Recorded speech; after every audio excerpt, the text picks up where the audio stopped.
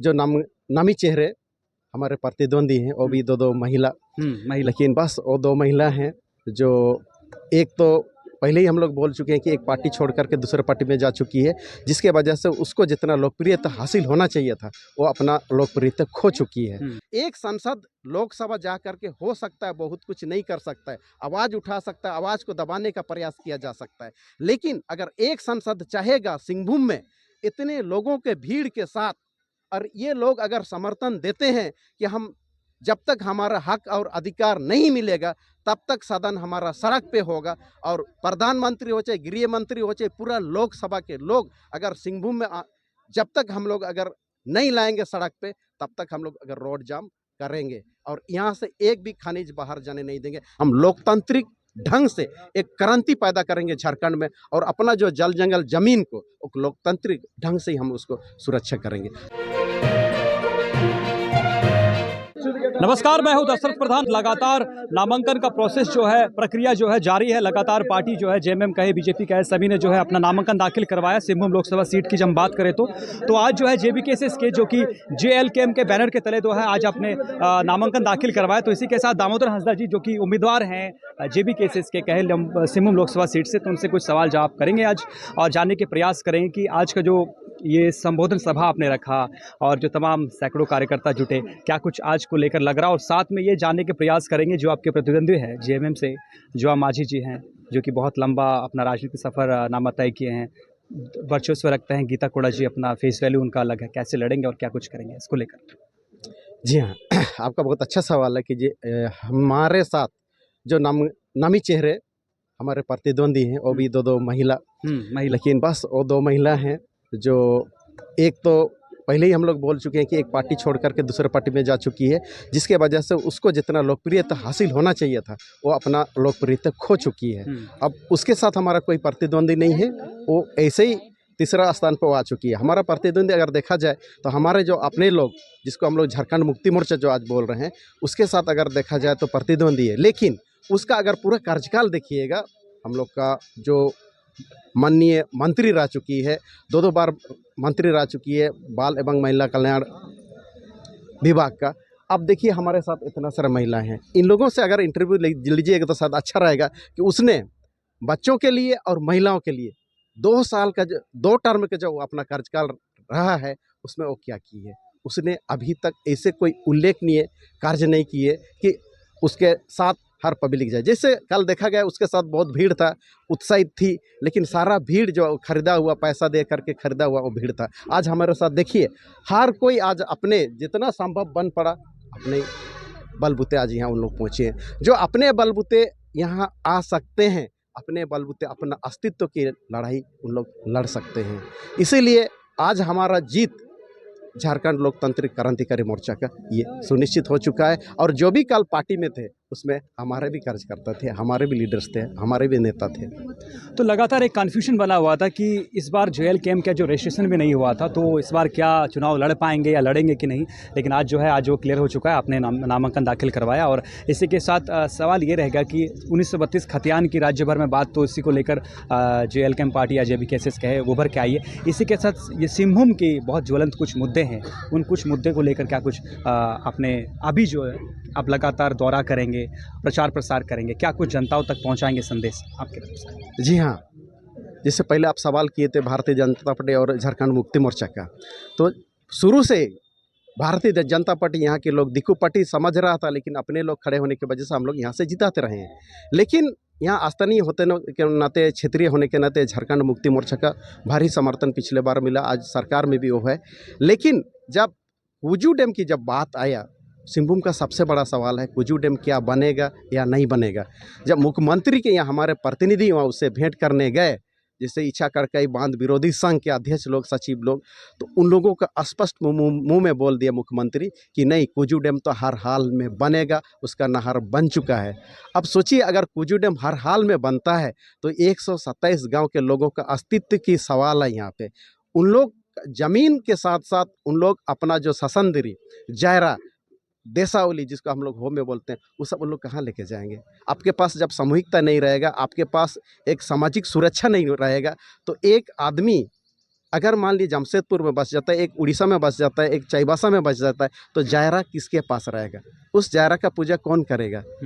तो ये सारा जो हमारा रूढ़ी के तहत जो व्यवस्था है वो 127 गांव से हमेशा हमेशा के लिए समाप्त हो जाएगा। यदि वो समाप्त होते हैं तो यहाँ जो आरक्षण की जो हम बात करते हैं, हम यहाँ अल्पसंख्यक हो जाएंगे और ये हमारा आरक्षित सीट जो आज हम लोग एसटी सीट के रूप में इसको जान रहे हैं, ये लोकसभा सीट भी हम लोग का खोने का डर रहेगा। ये तो रहेगा ही।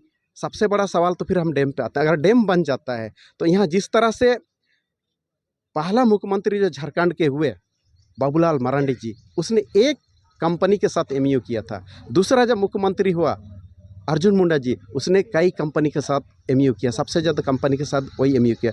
उसके बाद हमारे मुख्यमंत्री जो होते हैं माधव कोड़ा जी, वो भी कई कंपनियों के साथ एमयू किया। उसके बाद शिबू सोरेन जी, वो 6 महीना के कार्यकाल में भी कई कंपनियों के साथ एमयू किया। हेमंत सोरेन जी भी कई कंपनियों के साथ एमयू किया। यदि ये एमयू ये सिंहभूम के साथ साथ पूरे झारखंड में अगर ये धरातल पर उतरती है तो यहाँ किसी भी आदिवासी के 1 इंच ज़मीन नहीं रहेगा। तो सारे के सारे आदिवासी लोग यहाँ विस्थापित होने के कगार पे हैं, क्योंकि सरकार कहती है ये जो CNT एक्ट है, छोटानागपुर टेनेंसी एक्ट है, टेनेंसी का मतलब ही है आप लोग खूंटखटीदार नहीं हो, ज़मीन का आप भाड़ेदार हो, ज़मीन का आप भाड़ा देते हो टैक्स के रूप में, मालगुजारी के रूप में। तो सरकार भाई आप भाड़े उसके ज़मीन में आप भाड़े में हो, सरकार जब चाहेगी आपका ज़मीन से हटा सकती है, निष्कासित करती है, डिस्प्लेसमेंट कर सकती है। हम उसके विरोध ही लड़ने के लिए झारखंड लोकतांत्रिक क्रांतिकारी मोर्चा बना है। हम लोकतांत्रिक ढंग से एक क्रांति पैदा करेंगे झारखंड में और अपना जो जल जंगल ज़मीन को लोकतांत्रिक ढंग से ही हम उसको सुरक्षा करेंगे। हम खूंटखटीदार हैं, खूंटखटीदार ही रहेंगे।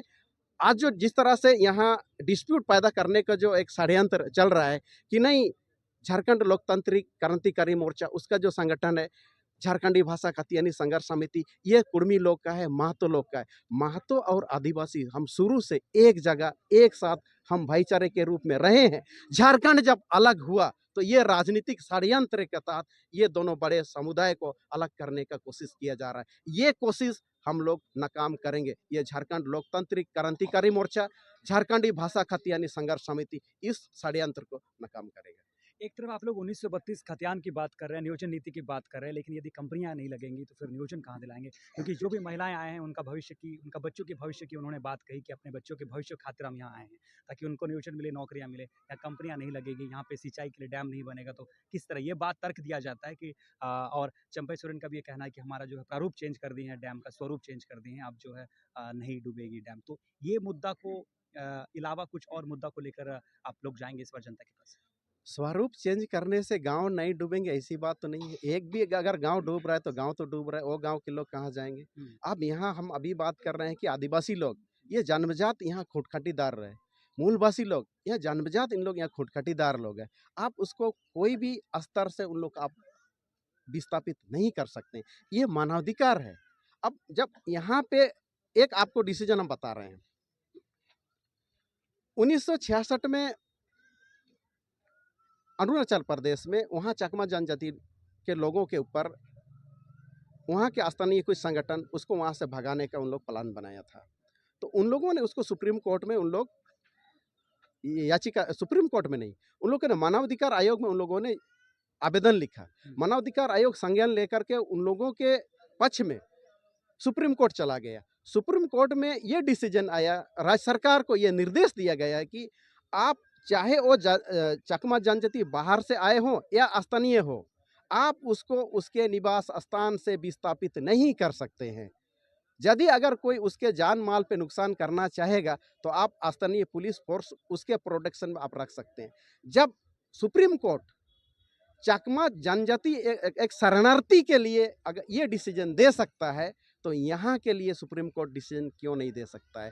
हम पहले इसका याचिका दायर करेंगे, एक तो हुआ। दूसरा, इस डैम के लिए हम लोग राष्ट्रीय मानवाधिकार आयोग के पास भी हम लोग अभी लिखेंगे। ये डैम से लोग यहाँ एक भी विस्थापित नहीं होगा। अगर डैम से हम अगर यहाँ विस्थापित हो रहे हैं, आज जितने जो महिलाओं को देख रहे हैं ये सबको आदित्यपुर गमारिया क्षेत्र से लोग हैं, उन लोग को कंपनी इन लोगों से इस शर्त पे जगह लिया कि भाई आप लोग को हम नौकरी देंगे। आज देखिए वहाँ पे जब इन लोगों का कंपनी बन के शुरू हुआ कंप्लीट हुआ तो इन लोगों ने नौकरी का जब मांग किया, उदाहरण आपको बता रहा हथियाडीह का, तब यहाँ पे उन लोग आंदोलनकारियों को जेल में डाला जाता है। ये कहाँ का न्याय है? इसलिए उस एरिया में कंपनी के नाम से ज़मीन जा रहा है, यहाँ डैम के नाम से ज़मीन जा रहा है, और इस एरिया किरीबुरू नोआमुंडी एरिया में यहाँ आपका माइंस के नाम से ज़मीन जा रहा है। तो ये ज़मीन का मामला जो सिंहभूम का सबसे बड़ा मुद्दा है, और इसको सिर्फ और सिर्फ अभी तभी शुरू में ही बोले थे, मंच में भी बोले थे, एक सांसद लोकसभा जा करके हो सकता है बहुत कुछ नहीं कर सकता है, आवाज़ उठा सकता है, आवाज़ को दबाने का प्रयास किया जा सकता है, लेकिन अगर एक सांसद चाहेगा सिंहभूम में इतने लोगों के भीड़ के साथ, और ये लोग अगर समर्थन देते हैं कि हम जब तक हमारा हक और अधिकार नहीं मिलेगा तब तक सदन हमारा सड़क पे होगा, और प्रधानमंत्री हो चाहे गृह मंत्री हो चाहे पूरा लोकसभा के लोग अगर सिंहभूम में जब तक हम लोग अगर नहीं लाएंगे सड़क पे, तब तक हम लोग अगर रोड जाम करेंगे और यहाँ से एक भी खनिज बाहर जाने नहीं देंगे।